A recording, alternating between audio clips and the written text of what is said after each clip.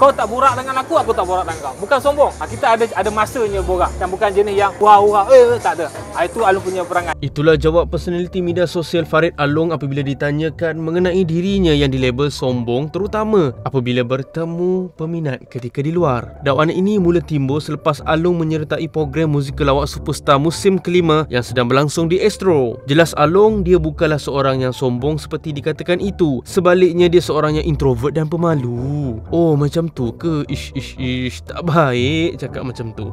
Sebelum jawab tu nak tahu juga perkembangan menyertai MLS kali ini. Untuk menggelarkan diri seorang pelawak tu agak sukar sebab kita ingat menjadi seorang pelawak ni benda yang mudah, tapi rupanya benda yang susah bang. Banyak benda yang kita nak kena buat. Takut bila kita deliver, takut tak lawak. Satu pengalaman yang amat dahsyat lah bagi Along. Tiap minggu ada cabaran dia. Minggu pertama, minggu kedua, minggu ketiga sebab kita melawan dengan kontestan peserta yang hebat-hebat. Kalau macam Along orang yang baru, kita nak lawan yang contoh macam kumpulan yang ada sekarang, macam kumpulan ada Fat, Aceh semua tu kan. Kita nak lawan fight tu, kita kena cari idea yang luar kotak. Apa yang dia tahu buat, kita kena buat. Baik, kita tahu ramai mengenali Along ni mempunyai suara dan juga gaya lah macam Datuk AC. Ya kau? Tak tahu so macam mana? Setiap minggu tengok masih menggunakan lagi orang kata weapon untuk menjadi Datuk AC kan. So macam mana untuk dia kan memang nak menyandangkan itu semata-mata? Mula-mula kita akan memang gunakan Datuk AC, tapi lepas minggu pertama, kedua, ketiga kita nak main watak. Walaupun kita akan menggunakan watak lain, orang masih anggap kita ni menggunakan watak Datuk AC. Mungkin lepas ni minggu keempat ni kita tak tahu, mungkin Along pakai berjambang jadi orang tua sebab kita nak ubah muka ni. Muka ni pemberian daripada Allah kan. Takkan kita nak bengot-bengot pula kan. Kena pakai jambang ke untuk menampakkan image yang kita ni bukan Datuk AC. Tak pun kita akan buat macam pakai kotak, saya bukan Datuk AC. Macam tu mungkin orang faham kot kan. Kalau minggu pertama, minggu kedua mungkin okey lah kan untuk orang kata parody Datuk AC.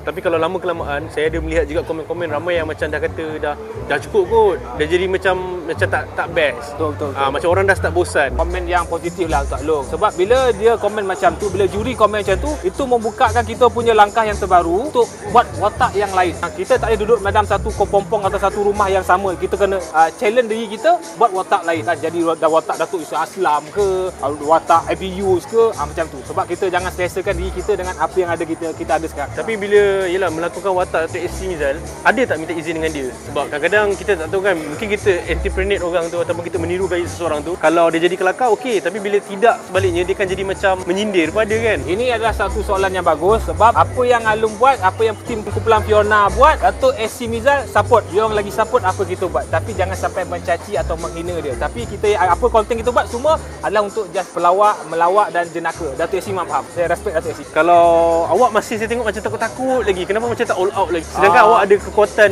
yalah tiru Datuk AC, tapi awak tak all out benda tu. Sayang sebenarnya. Kenapa sebenarnya? Diri Along ni masih macam ada satu sifat respect kepada otai. Mengeladi sebagai influencer lah. Dan kita bila masuk dalam bidang pelawak ni, banyak otai-otai. Takut bila kita bawa diri kita bercampur dengan otai macam kau ni lebih sudu pada kuah. Macam puyuh pula. Itu yang kita nak respect orang. Kita hormat lah. Tapi hari makin minggu kita dah serasi lah. Dah kurang sikit. Takut-takut dah kurang sikit lah. Tapi ada berjumpa dengan Datuk AC lah, bergurau. Ada. Kita memang bergurau sondor, colek-colek semua tak ada masalah.